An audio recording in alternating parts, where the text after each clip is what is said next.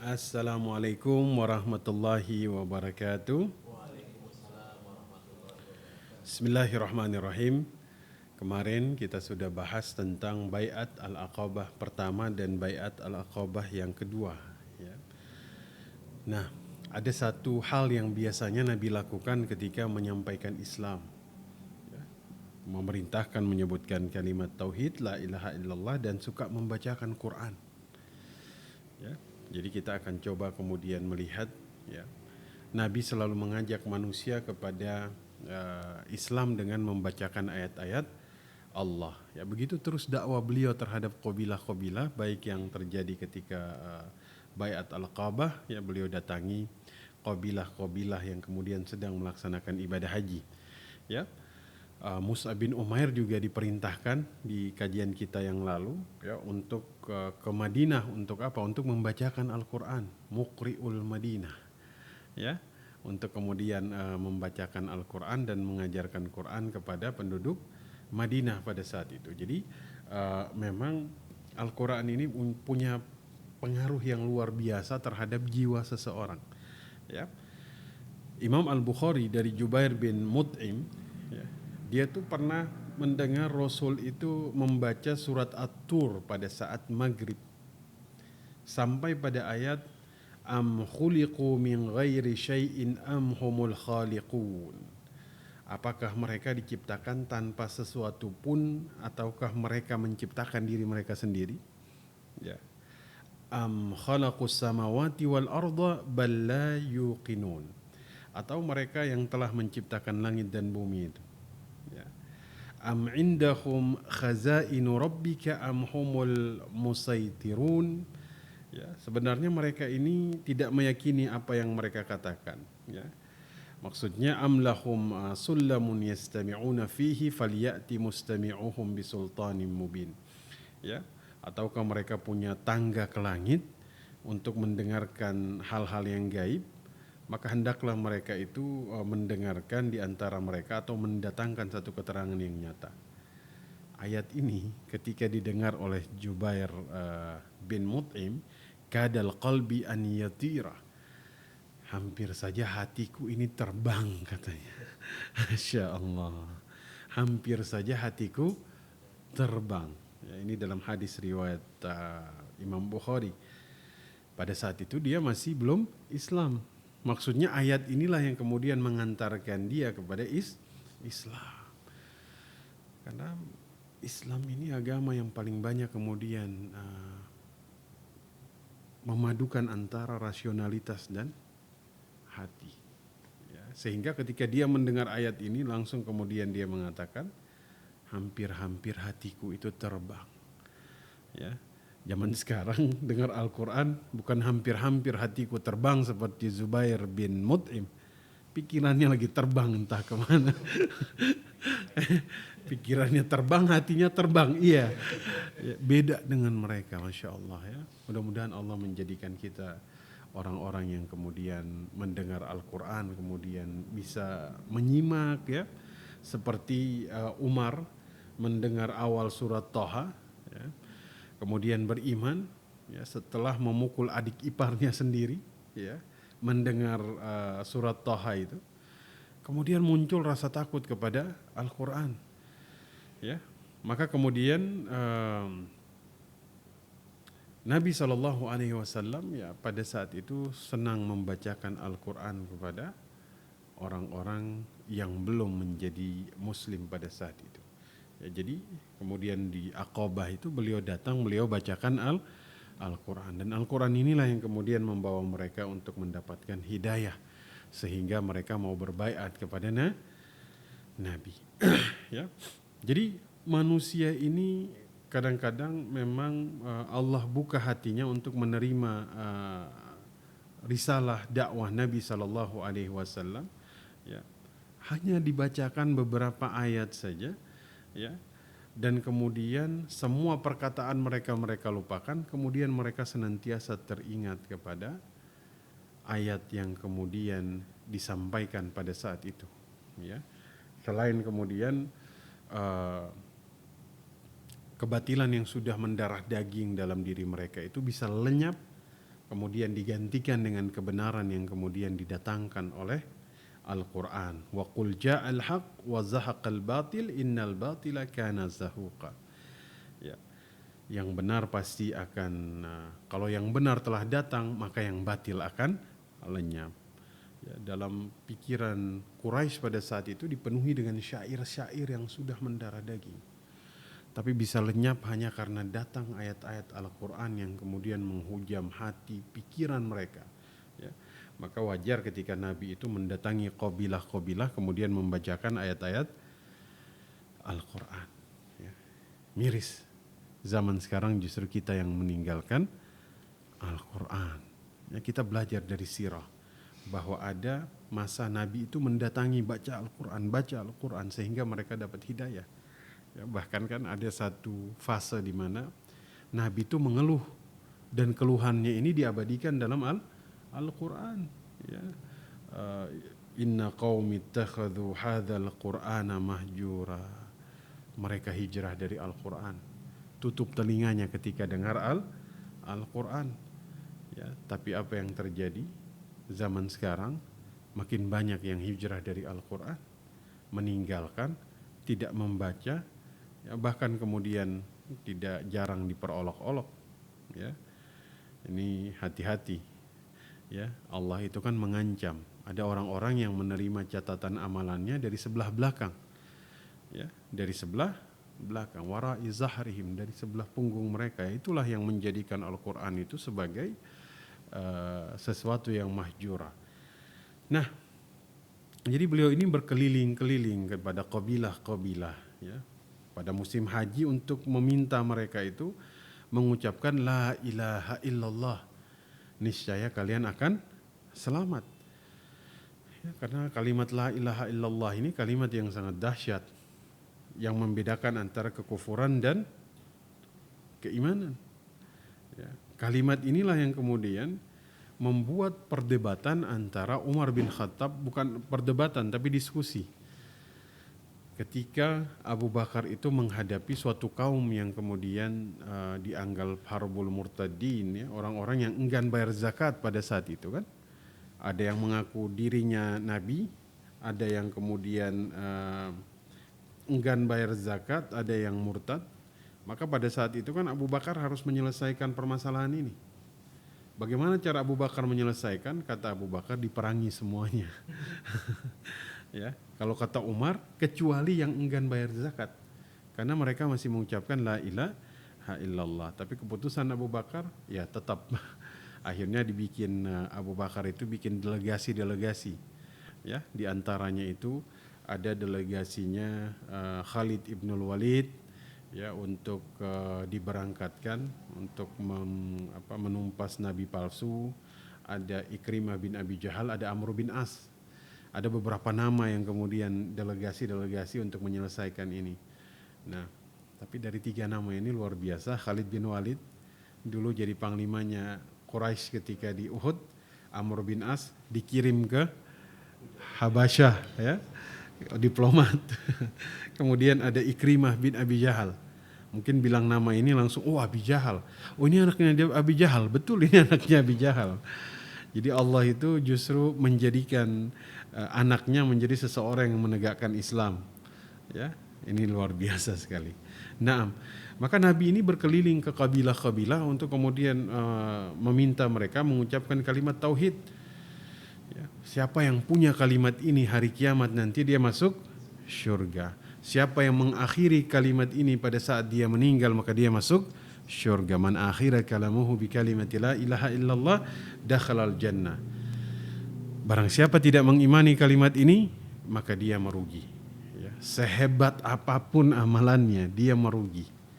Maka ini yang menjadi perkara kenapa Nabi berkeliling ke kabilah-kabilah pada saat itu untuk kemudian mengucapkan kalimat tauhid ini.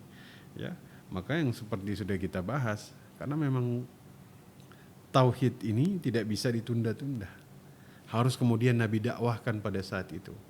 Harus kemudian Nabi sampaikan. Karena tauhid ini menyangkut hak Allah terhadap hamba-hambanya. Dan Allah menjanjikan pahala dan balasan yang besar di sisi Allah Subhanahu wa ta'ala. ya. Nah, jadi dari sini oh iya ya kenapa Nabi itu berkeliling baca Al-Qur'an ya. Kemudian memerintahkan kepada kalimat tauhid ya, sehingga pada Baiat Al-Aqabah itu ketika pertama kali sebelum Baiat Al-Aqabah mereka dengar, mereka yakini langsung. Ya.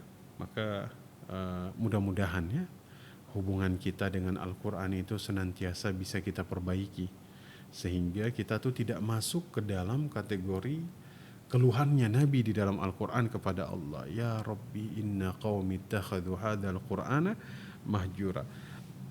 Ini kan dulu karena kaum musyrikin menutup telinga mereka ketika mendengar Al-Quran. Bagaimana jika sekarang kaum muslimin? Ya, ini kan sangat miris sekali ketika kita menjadi bagian dari kemudian yang Nabi keluhkan. Di saat kan dosa-dosa kaum jahiliyah ini kan dari khamar, dari zina, dari judi, begitu banyak, tapi yang Nabi keluhkan hijrah dari Al-Quran. Berarti ini memang sesuatu yang sangat dahsyat sekali yang jangan kemudian kita anggap remeh. Jangan anggap remeh perkara hijrah dari Al-Quran ini. Kenapa? Nabi mengeluhkan itu kepada Allah di saat bersamaan ada dosa-dosa yang lain yang dalam pandangan kita mungkin lebih besar. Tapi jika Nabi mengeluhkan itu kepada Allah di tengah maraknya dosa, berarti dosa ini jangan dianggap remeh.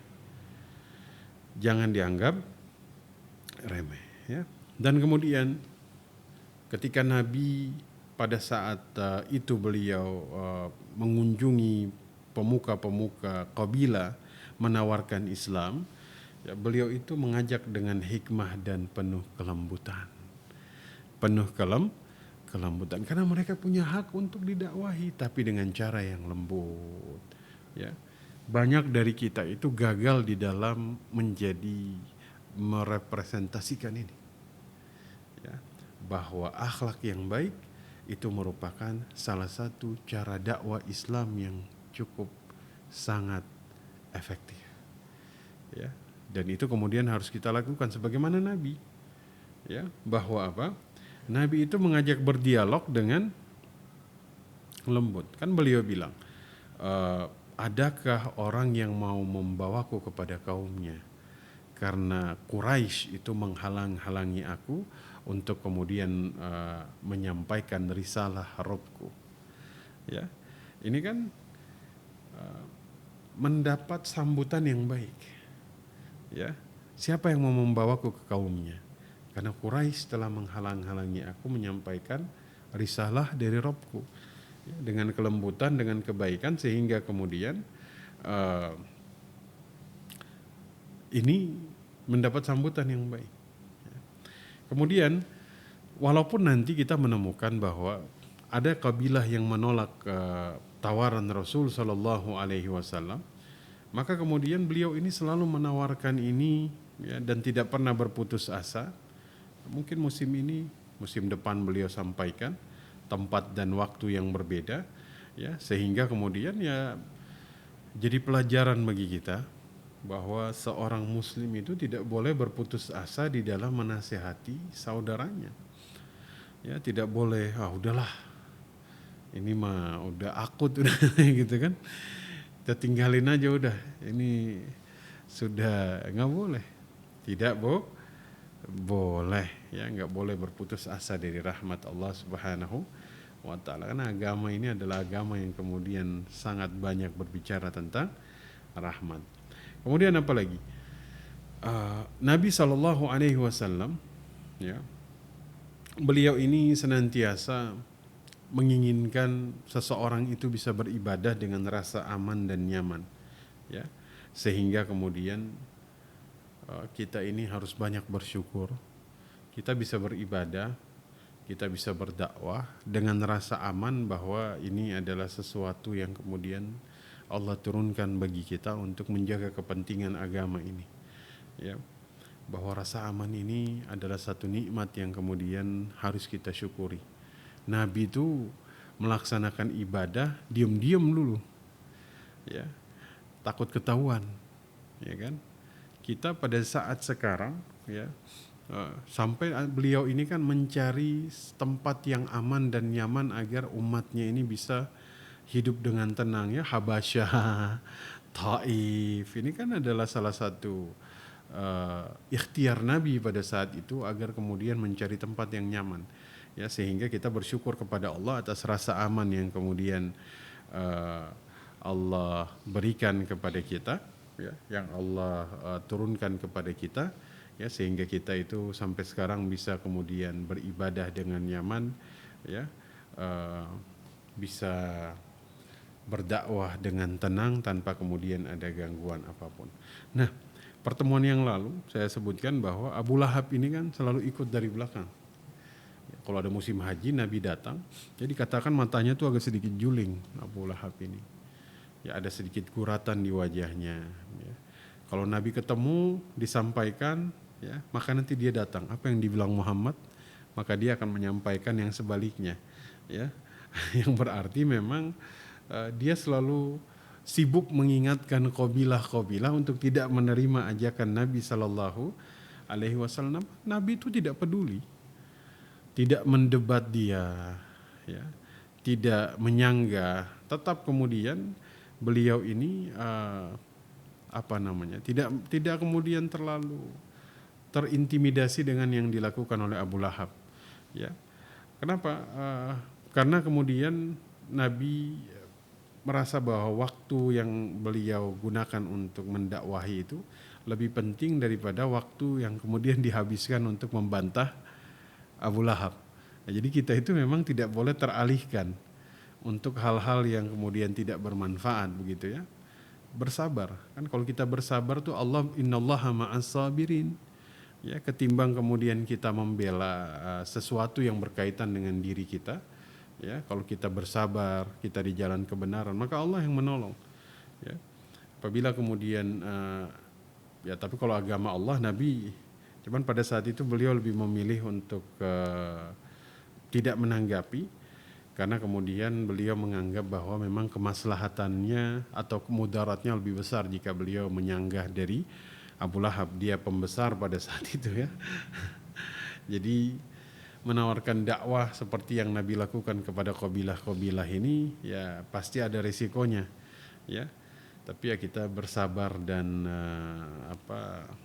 untuk menjalani proses demi proses, ya. Jadi belajar sirah ini seakan-akan kita review ulang, ya, bahwa Nabi itu mengalami hal-hal yang luar biasa, penuh tekanan, penuh intimidasi, tapi kemudian bisa dengan tenang tetap menjalani dakwah beliau ini dengan baik. Kan bisa kalian bayangkan jika saya mengajar di kelas, kemudian setelah saya keluar tiba-tiba ada yang masuk bilang apa yang disampaikan beliau tadi itu bohong semuanya, jangan percaya. Iya kan, kalau saya mengalami seperti itu saya bisa kembali lagi, mana orangnya, siapa yang bilang kan?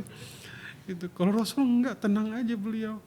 Sesuatu yang bagi saya itu Masya Allah, ya, mungkin bisakah kita kemudian mencapai derajat seperti ini, ya, amin begitu, ya, karena saya tuh membayangkannya saja tuh saya tidak sanggup membayangkan bahwa saya tidak akan membela diri saya pada saat itu. Habis ngajar, selesai ngajar ada yang masuk khusus, tadi bohong semuanya, jangan percaya itu, ya. Dan itu bukan terjadi satu hari. Saya pergi lagi ke sebelah, dibilang lagi jangan percaya itu semuanya bohong, hoax semuanya.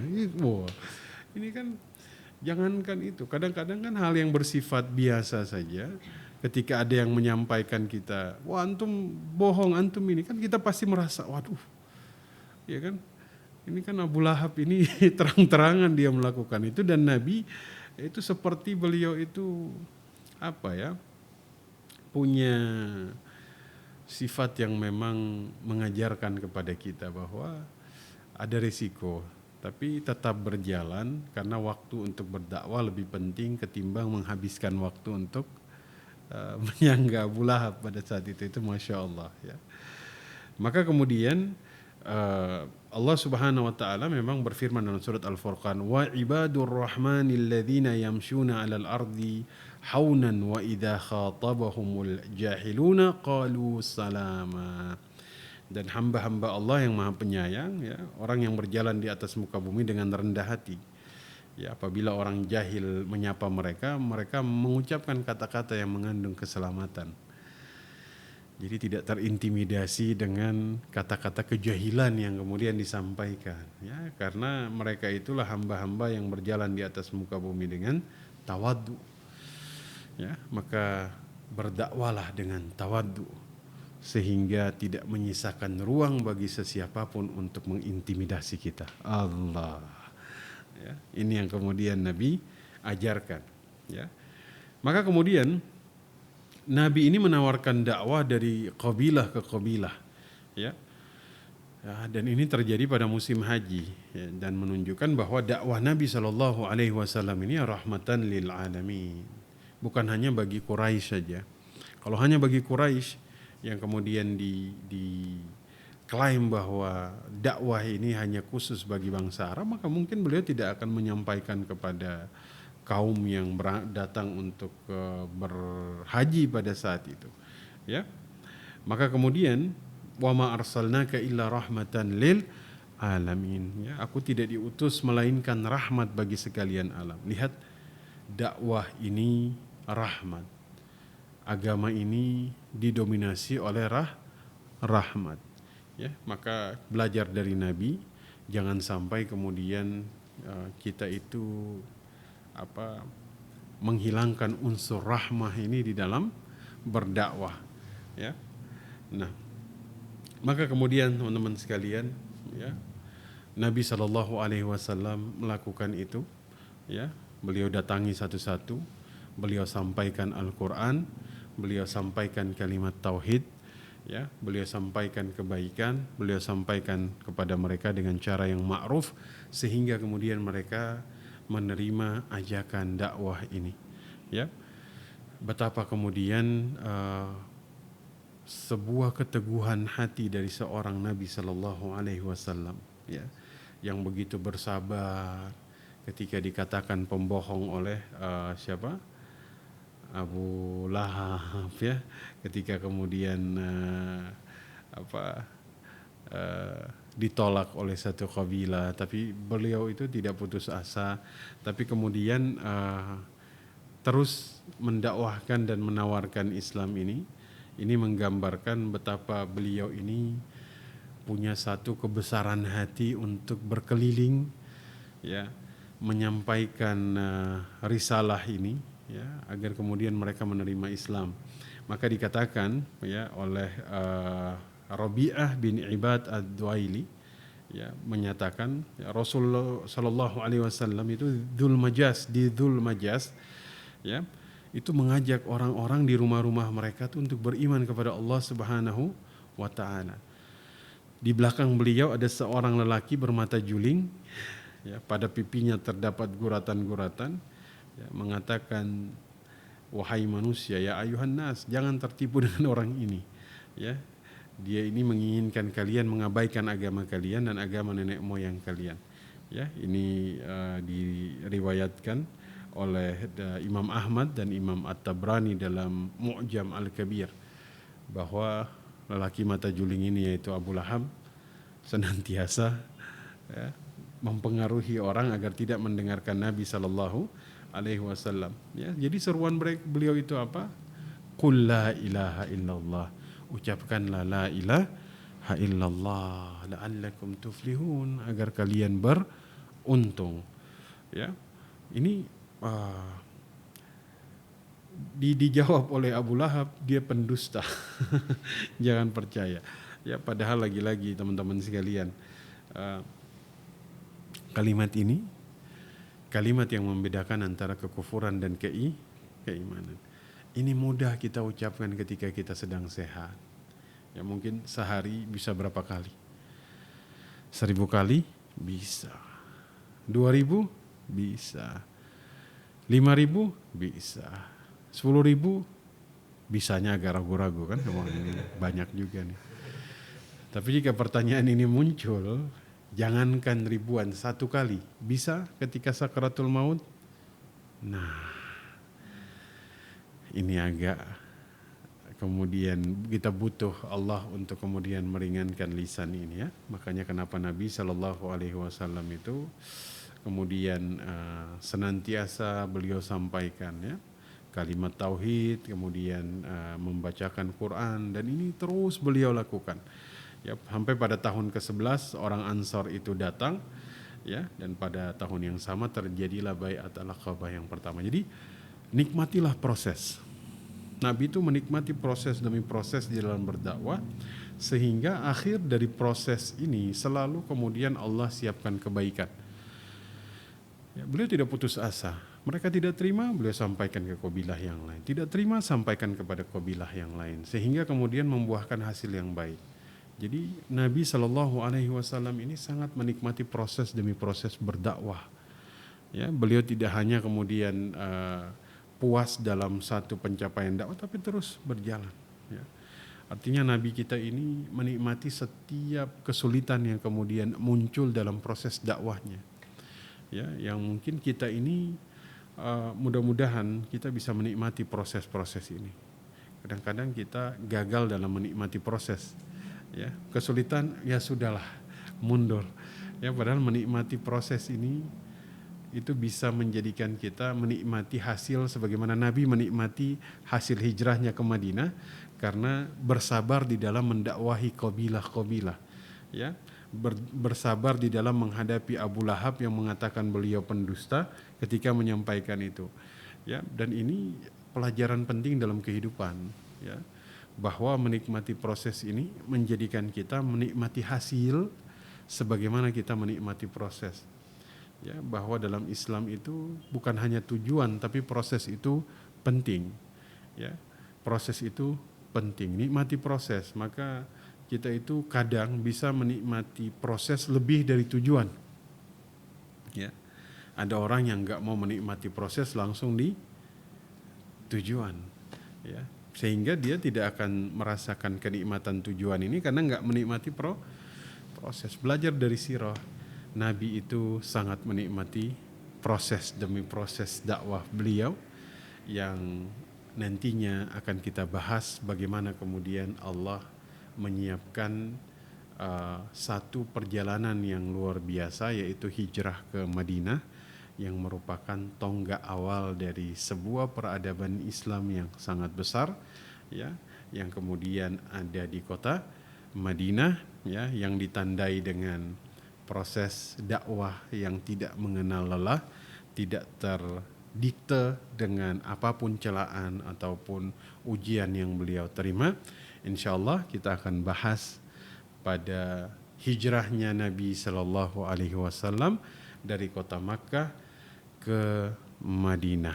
Ya, setelah sudah kita bahas hijrah Habasyah 1, ya, kemudian Habasyah yang kedua, ya, Nabi juga ke Taif, nah sekarang ke Madinah. Ya, mudah-mudahan Allah merahmati dan kemudian menjadikan kita orang-orang yang selalu istiqomah dalam menuntut ilmu, menyampaikan ilmu, jadi orang-orang yang taat kepada Allah Subhanahu wa taala. Kita tutup dengan doa kafaratul majlis. Subhanaka Allahumma wa bihamdika asyhadu an la ilaha illa anta astaghfiruka wa atubu ilaik. Assalamualaikum warahmatullahi wabarakatuh. Waalaikumsalam warahmatullahi wabarakatuh.